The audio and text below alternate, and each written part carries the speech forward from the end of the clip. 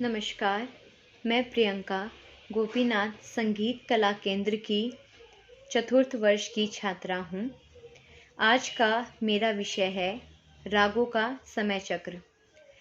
भारतीय शास्त्रीय संगीत के अंतर्गत रागों का एक समय चक्र निर्धारित किया गया है, जिसके अंतर्गत प्रत्येक राग का एक समय निश्चित किया गया है, अर्थात उस निश्चित किए समय के अनुसार ही उस राग को गाया व बजाया जाना चाहिए। सभी रागों को 3 वर्गों में विभाजित किया गया है। प्रथम वर्ग है जिसके अंतर्गत रे कोमल तथा गा शुद्ध वाले राग आते हैं। दूसरे वर्ग के अंतर्गत रे गा कोमल वाले सभी राग सम्मिलित किए जाते हैं तथा तीसरे वर्ग के अंतर्गत गा कोमल वाले राग आते हैं। रागों के वर्गों के इस विभाजन को ठाठों के माध्यम से भी समझा जा सकता है। जैसे प्रथम वर्ग में भैरव, पूर्वी और मारवा ठाठ के सभी राग आते हैं। दूसरे वर्ग में खमाज, बिलावल तथा कल्याण ठाठ के राग सम्मिलित किए जाते हैं तथा तीसरे वर्ग में काफी, आसावरी, भैरवी और तोड़ी ठाठ के सभी राग आते हैं।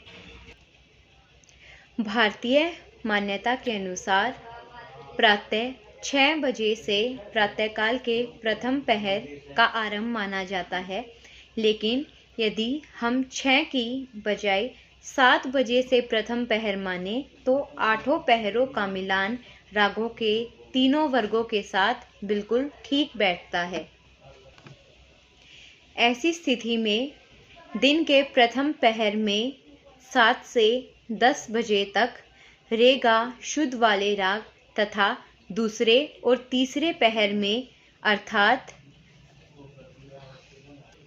10 से 4 बजे तक गा कोमल वाले राग तथा दिन के चौथे पहर में अर्थात सायंकालीन संधि प्रकाश के समय में 4 से 7 बजे तक रे कोमल तथा गा शुद्ध वाले राग आते हैं।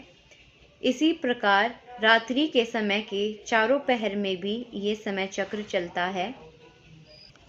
रात्रि के प्रथम पहर में रे गा शुद्ध वाले राग तथा रात्रि के दूसरे और तीसरे पहर में गा कोमल वाले राग, रात्रि के चौथे पहर में अर्थात प्रातःकालीन संधि प्रकाश के समय में रे कोमल तथा गा शुद्ध वाले राग आते हैं।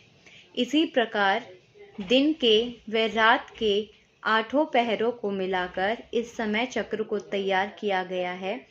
भारतीय शास्त्रीय संगीत की मान्यताओं के अनुसार रागों का सर्वाधिक महत्व उनके निश्चित किए गए समय पर गाने से ही मिलता है।